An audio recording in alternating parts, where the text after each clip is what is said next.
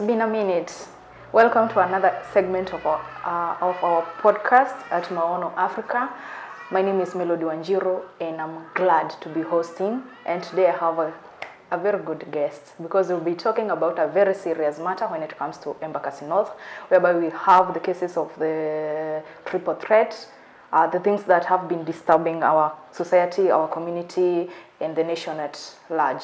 But before we get into the topic, I want us to know who is with us today and who is talking about, or rather who is taking us through on the triple threat topic of today. Karibu.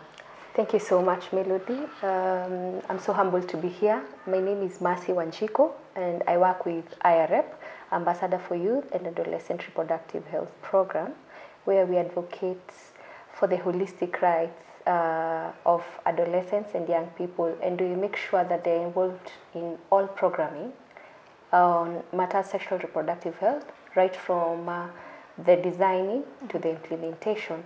And I'm so happy to be here. Mm-hmm. Yeah.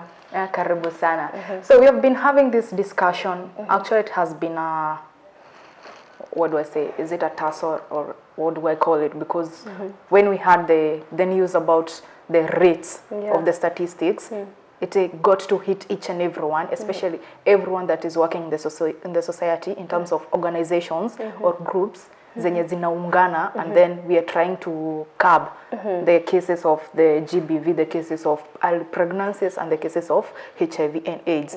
But we do not really understand when it comes to the triple threat what is really happening, or what do we understand by the term the triple threat. Okay.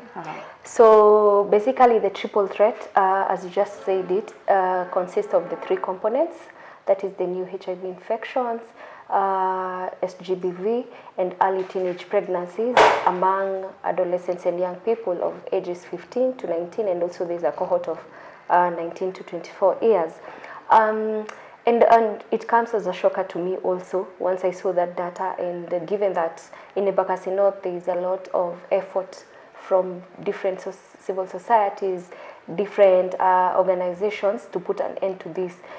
So basically there is a lot of efforts that has been put on eliminating and curbing GBV, and also lowering the rates of HIV infections, and also making sure there are no young people or adolescent girls or young women dropping out of school due to teenage pregnancies. So basically that is all about the triple threat. So for me it's still a shocker, like where are we going wrong? And because I believe we are all putting efforts to make sure these adolescent girls and young adolescent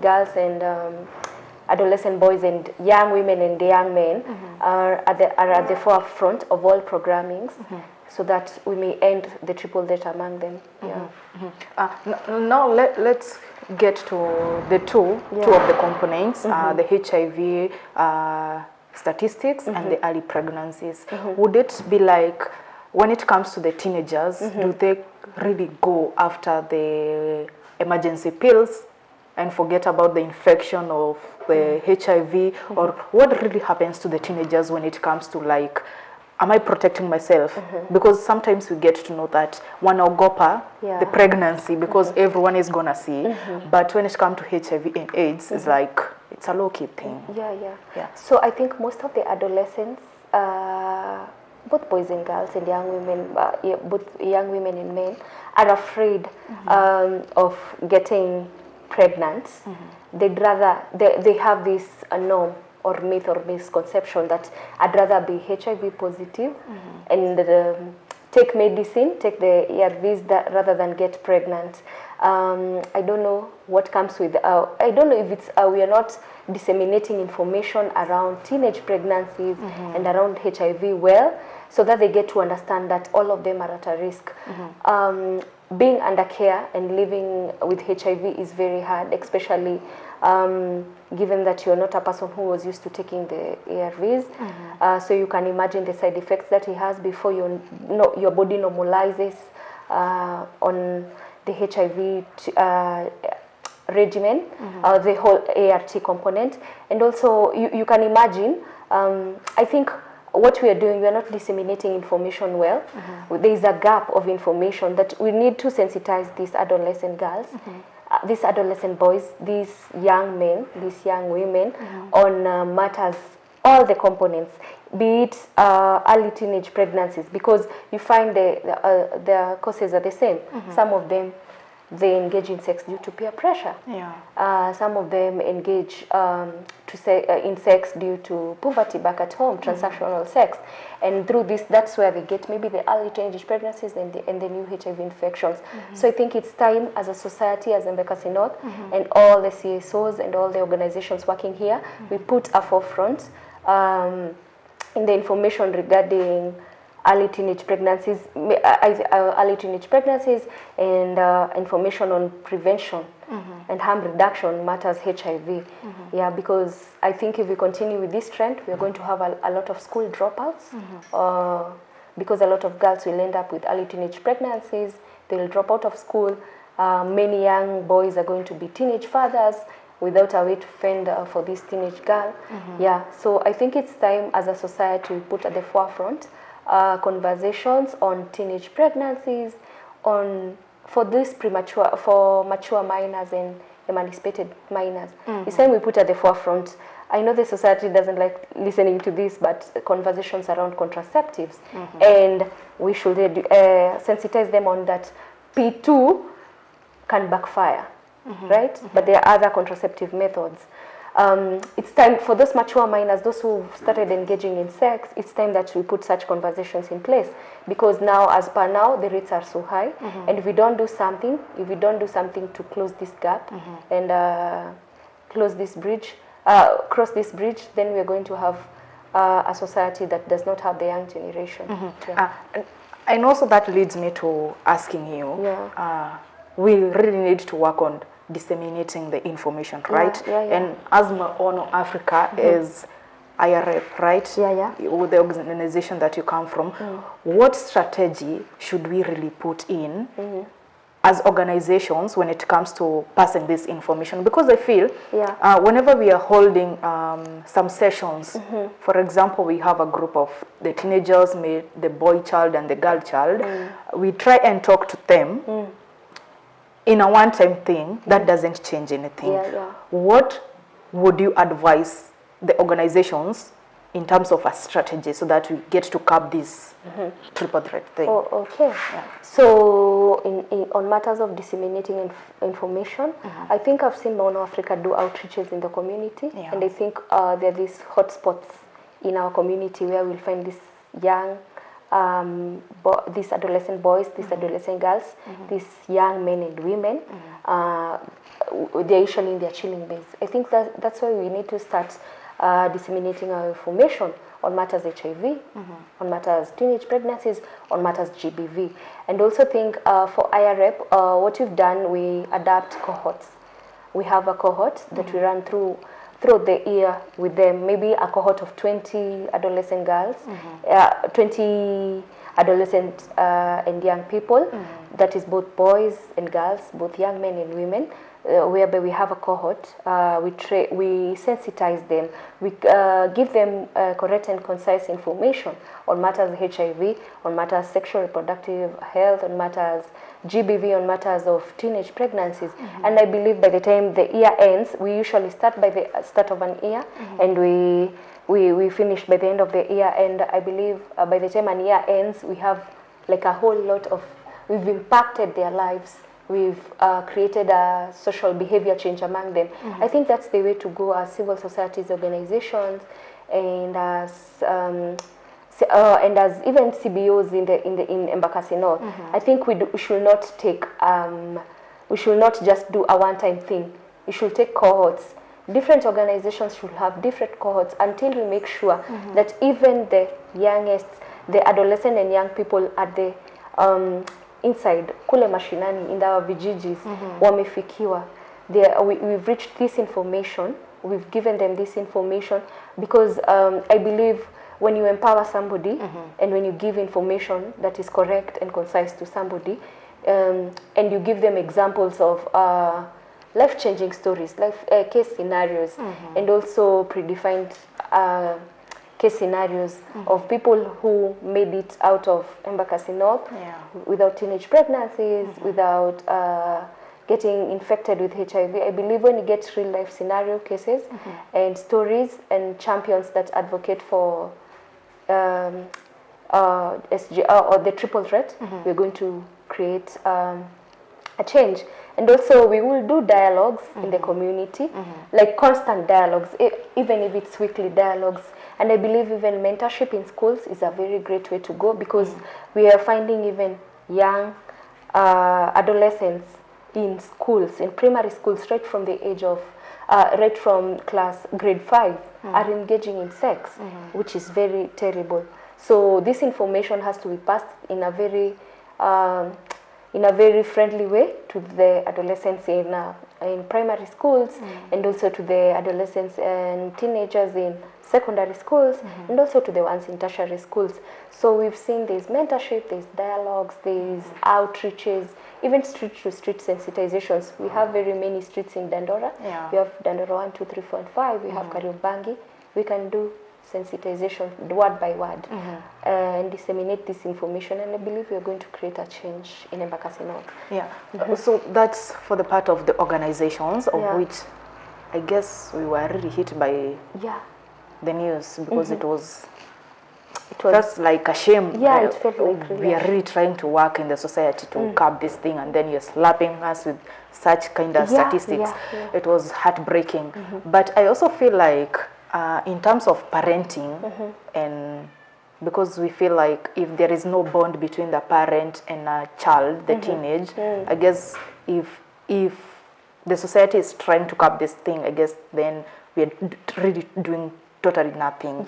And also when it comes to the schools too, if the teachers are not keen on what they are doing, then I guess we are still doing zero work. I'll give you a scenario. I was involved in a certain discussion, and it happened that I won't disclose the school. It's part of Dandora too.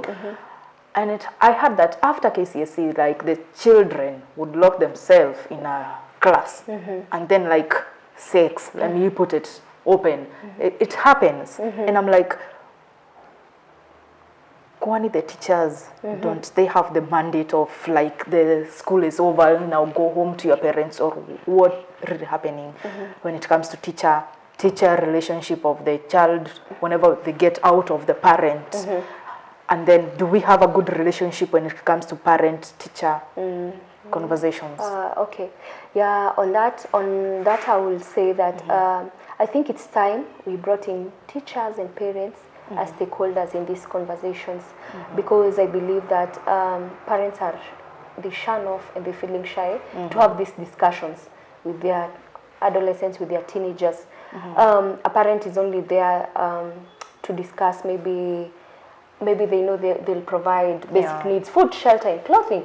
And because most of our adolescents and young people are in public schools, they think that my work is done as long as I have provided basic needs for my child. I do not need to go after and know what they are doing. So it's high time like we have these conversations with parents, and maybe forge a way forward by discussing with them what is really happening, at the bottom line of their children, both in school and at home. And I believe having conversations with the teachers, caregivers, and even parents, and maybe telling them on they could guard whatever their children. You know, most of adolescents and young people engage in activities that they have maybe seen online. It's time for the parents, it's time for the teachers, also the parents, when the children are at home, the parents to check the content of what their children are viewing in the phones, on the televisions. I believe in our various media platforms, there's how you can restrict what a kid can see, what a child can see. I believe it's time as a parent, because you're the caregiver, you're the primary caregiver. Safeguard what your child is seeing, and also try to be a friend to your child. Have conversations with them. You know, sometimes they are touched inappropriately. Sometimes they're introduced to things and they don't have a person to talk to. So they talk to their friends, and their friends tell them that is the good thing. I believe for parents, we can start the little time that parents have with their adolescents and teenagers at home. You can start by being a friend to your child, following up on conversations. I know dealing with teenagers and adolescents is really hard because sometimes they are quite moody. But I believe sometimes putting strict measures like viewing whatever, following up on whatever they are viewing on their social media, on the television, the kind of content they are reading, on maybe educational materials, is the right way to go. Also, let's keep our youths engaged, our adolescents and young people. Like I see Maono Africa really keeps adolescents and teenagers really engaged, either during the weekend or during the holidays. And you know, this is the time that the children are idling and they can be subjected to peer pressure. Let's let the parents send these children to places like Maono. I mean, I believe Maono is free, where a person can come and grow their talent in dancing, in acting, and even they have football clubs. So those are places that the children are going to be. The adolescents and the young people and the teenagers are going to be fully equipped. They are going to be fully engaged. They won't be able to associate in bad behaviors. And also for the teachers, I believe it's a high time. You know, the teacher is the one who is with the kids most of the time. I believe that organizations out here, it's high time they introduce teachers, the capacity built and strengthened, and also in partnership with the Ministry of Education, the capacity built and strengthened these teachers, because they are like the the secondary caregiver of these students in school. The capacity strengthened, the capacity built on effective ways of engaging these children, of understanding this child, and of noticing just in case anything is amiss in this child's life. And also believe there is one key thing that now we should integrate, the intergenerational dialogues, whereby we have the parents, we have the teachers, and we have these adolescents and teenagers. And we have these conversations, and we tell them not to shun off. Maybe they write questions, the questions are read in front of the parents and the teachers, and they know these are the kind of things, without hiding, these are the kind of things these adolescents, these teenagers, these young people are passing through. Now we get to know how the HIV and the early pregnancies are related. Now I want us to come and bring in the GBV because it's part and parcel of the triple threat. So how do we relate the GBV in it? Okay, so for the GBV, it's quite easy because when we say that a child is raped when there are different types of GBVs, and I think the common one here might be rape or defilement, but mostly it's defilement because these early teenage pregnancies are for young girls, below adolescent girls who are below 18 years, and you can see even if they are consenting to the sex with the perpetrator or with their partner, that is defilement according to the law, because any adolescent girl or boy or young girl, a young man or woman cannot engage in sex. They are not, according to the law, if you engage with them in sex below 18 years, that is defilement. So that is how GBV now comes and relates to this. And also I think there is an aspect of economic, can we say blackmail, because most of these young girls are subjected to transactional sex. They want to buy something, they want to maintain a lifestyle that their peers are maintaining, and then they find somebody out here, adults, who can give them 200, and they will tell them, if you have sex with me, I'll give you this 200. So I think there's an aspect of economic blackmail. This young girl is involved in this transactional sex. First of all, there is the aspect of defilement. Then she gets, maybe they didn't use protection, she gets pregnant. That is teenage pregnancies. Then she gets HIV infected. Maybe this adult is living with HIV and he has nothing to lose. Infects her with HIV, gets her pregnant, and also gets her STIs. So you can see how they correlate. Like it's a whole chain. Like one has, they cut across each other.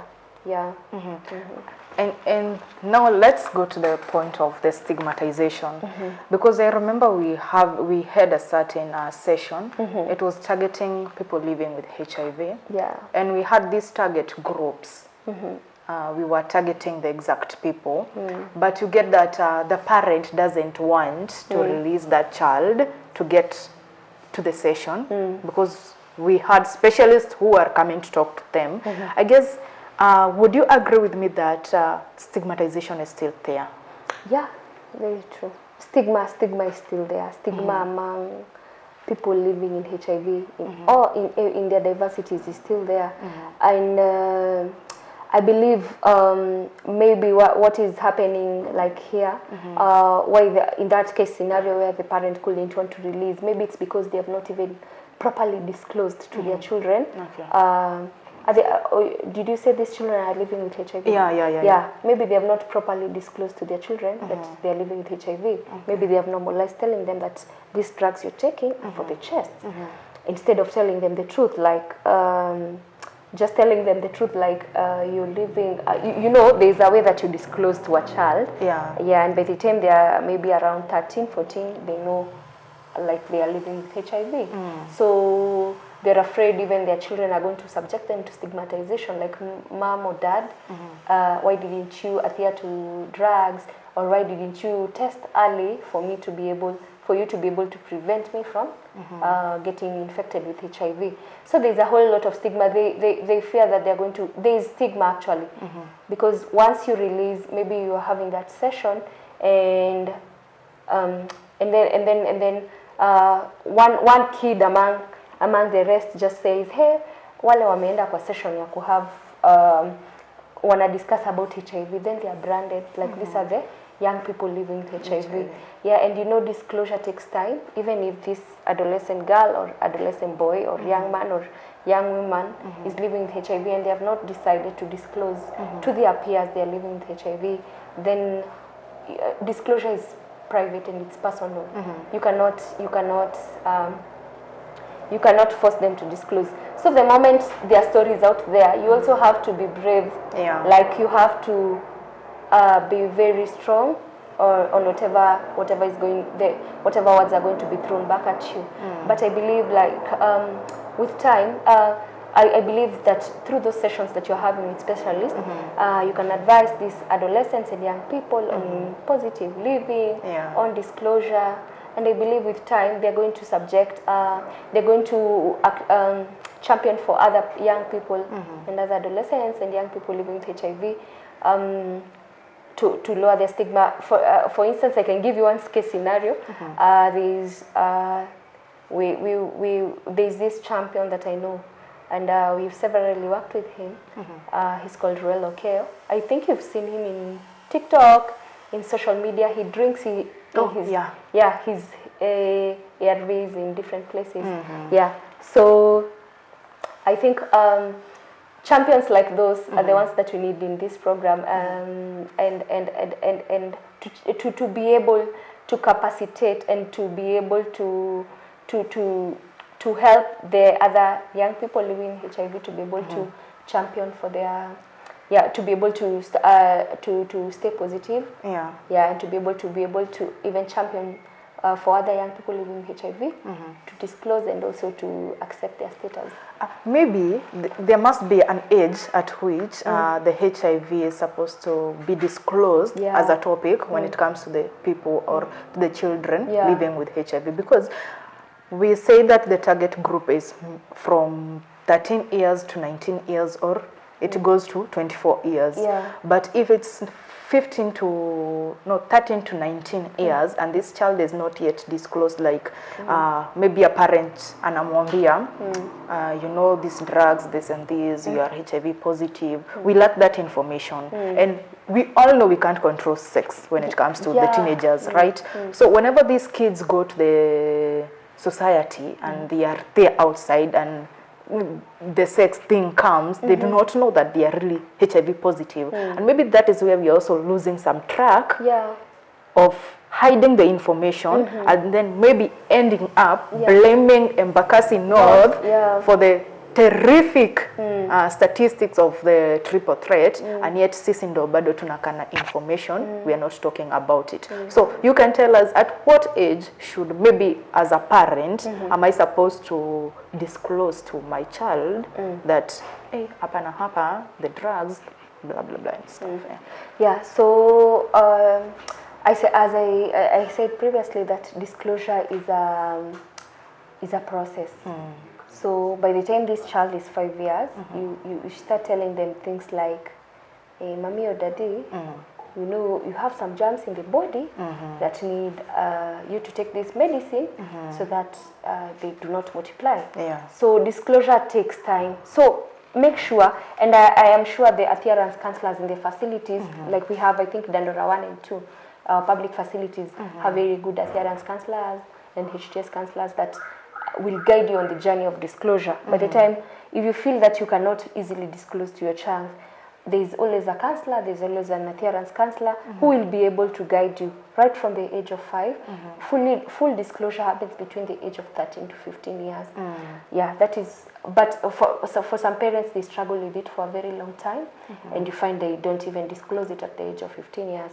So you could start by the 5 years, but you don't disclose the whole thing. You just come explaining, you know, at 5 years, this child is not very fully developed to understand. Just explain to them, like, you have some germs in your body, you need to take this medicine so that these germs may not spread inside your body. So slowly by slowly. So by the time you're 15, and 13 to 15 years, between 13 to 15 years, and you feel like you're not able to disclose to your child, seek guidance from your adherence counselor, and I believe they will guide you on the correct way to disclose this information to your child.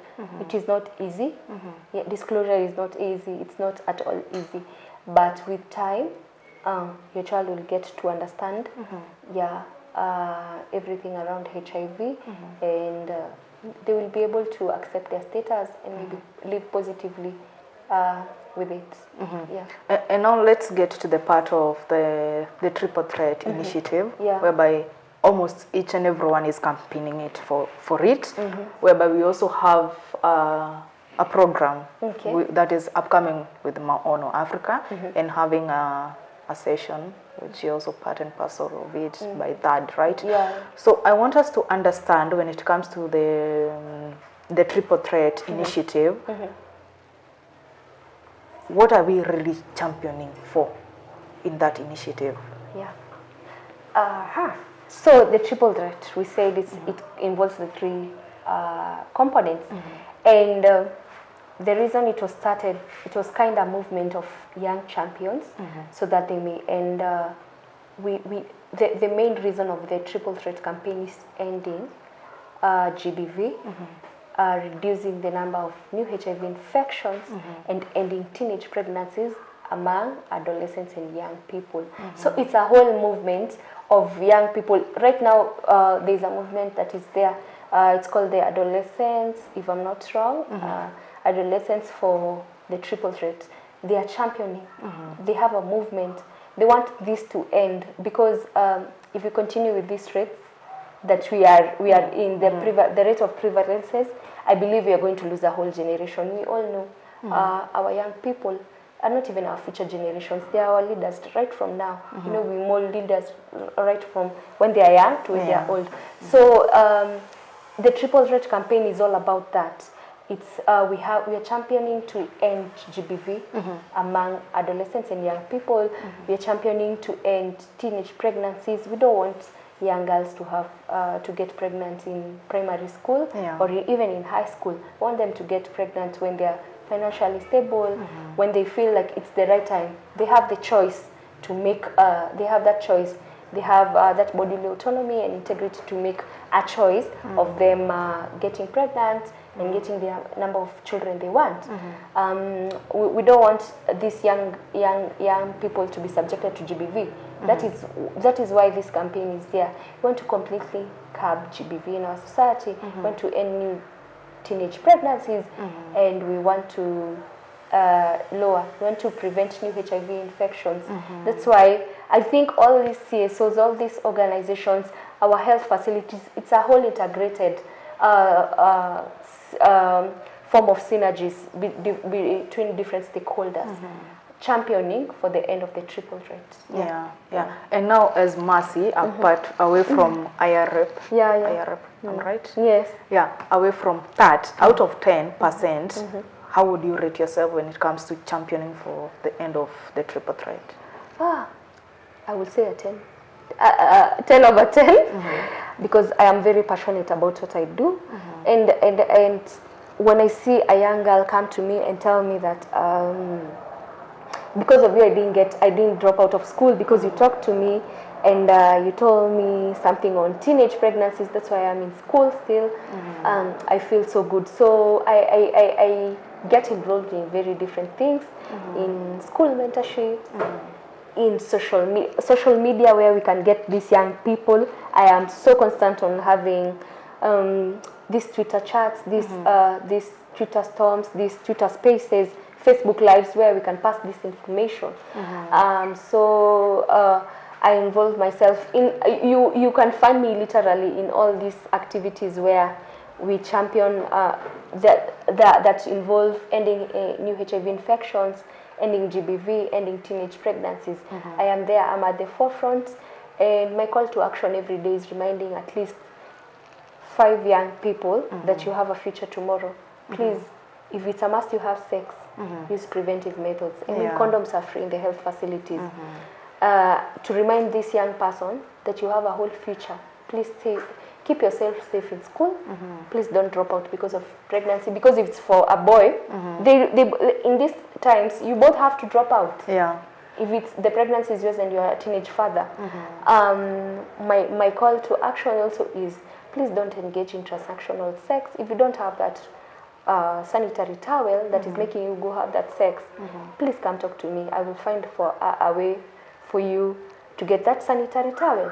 My call to action is my other call to action is linking these adolescents, maybe these young people who are out of school, to opportunities where they can be able to be improve their livelihoods, to be economically empowered, so that they may not engage in instances where they are subjected to SGBV or GBV due to lacking economically. They don't have something to sustain themselves. And my other call to action is keeping these people in school, making sure they're in school, making sure they have sanitary towels, making sure that nothing is interrupting their cycle of life, and telling them to normalize that these things, even us when we were growing up, we passed through challenges, but it is how you face the challenges. Recently, I read something that, and I was listening to something that your attitude determines, it's your attitude is everything. So the moment you put in your mind that I have to have sex with somebody so that I have what I want, that's the end of it. So you have to be constant in what you do. Like my call to action is just saying, this young person, a girl, a boy, a young man or woman, has the best health outcomes, has the best of everything in life. I don't want to see them being subjected to any component of the triple threats. So that's my call to action. So that is massive. Now I want you also to talk on behalf of the organizations in Embakasi North. I'm insisting it's Embakasi North because we were hit by the whole triple threat thing. Out of 100, how would you rate the organizations that are really championing for the triple threat or anything to do with the society when it comes to the teenagers? How do you rate us? I will rate an 80%. Out of 100. I don't know where the 20%, maybe we will work on the 20% now. I'm leaving this 20% because of that data that came, but we'll reach the organizations at 80% because they are really doing great work. Let's start with Maono. They are really linking adolescents and teenagers to opportunities to change their livelihoods through dance, right? Most of them have changed their livelihood through dance. Our children are being engaged here in Maono to put them away from idling and from the bad behaviors of the society. We have so very many organizations. We have the social justice centers in partnership with Katiba Institute. They are great champions of GBV. They just launched something on menstruation hygiene the other day, and they're championing that a girl should not be involved in transactional sex because of a pad, and they have provided pads like for over 300 girls. We have others like Positive Young Women Voices, where they advocate for ending new HIV infections, ending GBV in the society. They have mentorship programs in schools, and they have the initiative of Keep a Girl in School. Yeah, you can see they are really doing well. You have the coalition, the COGWIN, they champion for SGBV survivors, they champion for children, they champion for adolescents and young people with disabilities. Like, people are really putting a lot of effort. You have the All Smiles, they champion even for street families, they champion for adolescent girls and young women and provide them with pads. We have your live media stream and also 36 TV, whereby you are through the local local TVs and local radio stations, information is being passed comprehensively to make sure these young people have the right information, and we cannot say that they are getting lost due to lack of information. And lastly, we have Ayarhep, where we champion for self-care, we champion for ending of new HIV infections, lowering the rates of new HIV infections among young people. We champion for giving the adolescents and young people comprehensive information on sexual reproductive health. We champion for self-care. I mean, we are doing a lot, like organizations. We champion for self-care, we champion for bodily autonomy and integrity, where a young person can be able to make choices, right choices, informed choices, without being coerced by somebody else. We are really doing great, and as societies in Embakasi North. And also I would like to thank even our maybe like our police officers, especially the ones who are at Kinyago police station, the one who is at the gender desk. She really helps. She is a great champion of ending GBV in the society. It's a whole multi-sectoral approach. We have our administrative officers. They're usually there at the forefront anytime we come to them to champion for ending any of the vices, any of the components that are happening in the society. So it's a whole lot. That's why I'm giving them 80%. I think it's high time as the organizations that all these organizations I just mentioned and some more, not to work. We have I forgot the health facilities. They also are at the forefront anytime, and the MSF, and we thank it for that. It's always there to rescue the SGBV cases, and I think it's high time we have a multi-sectoral approach towards this, ending the triple threat, and we stop working in silos. We bring our synergies together, we synergize our energies and have a common goal. It's ending this triple threat. It's making sure we brought a change, created impact in our society, and at least these young people, these adolescents and these young people will be able to say, there was Melody, there was Mercy, who was there for me and who guided me towards the right path. I guess that's really awesome, because you know, the big media, whenever they get just news from anywhere, they want to shake it and make it a breaking news, you know. But we really needed to hear from someone from the ground who is really working and championing on the triple threat, the ending of this whole traumatizing thing. But we are so happy because we are really doing something.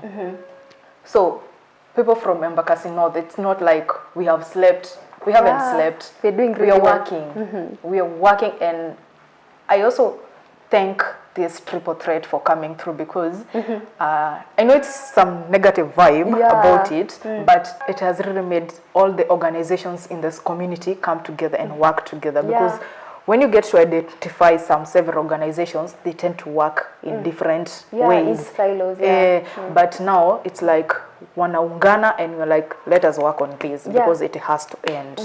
So it has been an awesome segment talking about the ending of the triple threat. So I repeat again, Embakasi North, we haven't slept. We are still working, and we are not gonna tire when it comes to working. And I'm glad, because you said sometimes whenever we are having these sessions, I remember some time back, before we wind up this topic, we are holding a certain segment or a session, and you get to see that watu wengine, the teenagers that you call for the sessions and they identify, there is a session that is happening and Mel hasn't told me. Yeah. They rush to you. They're like, hey, Melody, something is happening and I want to be part and parcel of that session. To me, I feel it gladdens my heart. Because I feel like I'm really trying to do something and I'm doing that thing. If the teenagers can identify if I lack this information, then I'm lacking something important in my life. True. So I'm always positive when it comes to passing information in the right way, and whenever you touch someone's heart and that information sinks, it's a plus. Very. We don't have to change the whole segment. It starts with 2, 3, or 5. Yeah. And by the end of the year, you have a target of your 50 people that you wanted to reach. So by the end of it all, we come together and we curb this triple threat. I've been your host, Melody Wanjiru. Till next time. But before you leave, do not forget to subscribe to our YouTube channel, like, comment, and share. Tell a friend to tell a friend, because any information that we get to talk about in this segment of the podcast is very educative. I do not want to miss the triple threat segment, which is really attacking us when it comes to Embakasi North. But I insist, because we want the targeted people in the nation. Till next time, kwaheri. Bye.